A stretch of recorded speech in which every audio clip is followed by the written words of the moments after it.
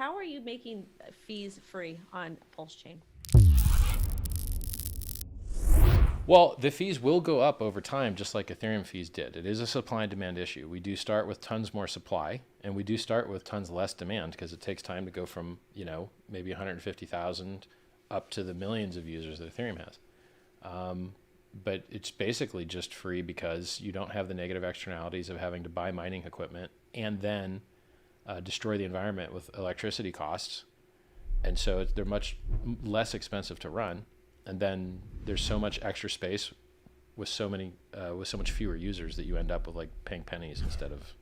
It's going to cost pennies to swap on PulseChain instead of $30 to swap on Uniswap currently, and we've seen it as high as $300. So. Oh, I've pleased. I made a post a while back about it because I pay, I've got employees, I've got people I got to pay. Yep. I've got their families to feed, people do different stuff for me, different services. Mm-hmm. And sometimes when I want to send a transaction, I think I wanted to swap something. I needed to swap like $2,000 of a moon bag I had because I wanted to pay somebody. Mm-hmm. And it was like freaking $2,000. It was like more expensive for me to swap that, the gas fee. Yep.